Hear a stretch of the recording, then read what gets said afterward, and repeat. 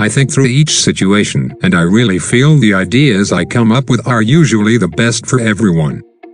But I feel uneasy. I always wonder what other people really think of me and my ideas. My marriage has gone flat. We don't fight or anything. We just don't love each other anymore. We've gone to counseling. We've tried a number of things, but we just can't seem to rekindle the feeling we used to have. These are deep problems, painful problems that quick fix approaches can't solve. A few years ago, my wife Sandra and I were struggling with this kind of concern. One of our sons was having a very difficult time in school.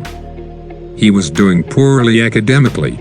He didn't even know how to follow the instructions on the tests, let alone do well in them. Socially, he was immature, often embarrassing those closest to him.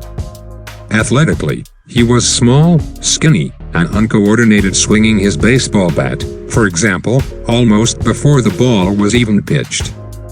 Others would laugh at him. Sandra and I were consumed with a desire to help him. We felt that if success were important in any area of life, it was supremely important in our role as parents. So we worked on our attitudes and behavior toward him, and we tried to work on his. We attempted to psyche him up using positive mental attitude techniques. Come on, son. You can do it. We know you can. Put your hands a little higher on the bat and keep your eye on the ball.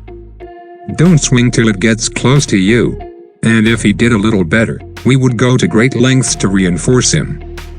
That's good, son, keep it up. When others laughed, we reprimanded them. Leave him alone. Get off his back. He's just learning. And our son would cry and insist that he'd never be any good and that he didn't like baseball anyway. Nothing we did seemed to help, and we were really worried. We could see the effect this was having on his self-esteem. We tried to be encouraging and helpful and positive, but after repeated failure, we finally drew back and tried to look at the situation on a different level. At this time in my professional role, I was involved in leadership development work with various clients throughout the country. In that capacity, I was preparing bi-monthly programs on the subject of communication and perception for IBM's Executive Development Program participants. As I researched and prepared these presentations, I became particularly interested in how perceptions are formed, how they behave.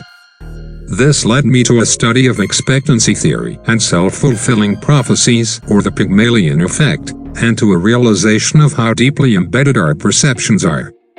It taught me that we must look at the lens through which we see the world, as well as at the world we see, and that the lens itself shapes how we interpret the world. As Sandra and I talked about the concepts I was teaching at IBM and about our own situation, we began to realize that what we were doing to help our son was not in harmony with the way we really saw him. When we honestly examined our deepest feelings, we realized that our perception was that he was basically inadequate, somehow behind. No matter how much we worked on our attitude and behavior, our efforts were ineffective because, despite our actions and our words, what we really communicated to him was, "You aren't capable. You have to be protected." We began to realize that if we wanted to change the situation, we first had to change ourselves. And to change ourselves effectively, we first had to change our perceptions.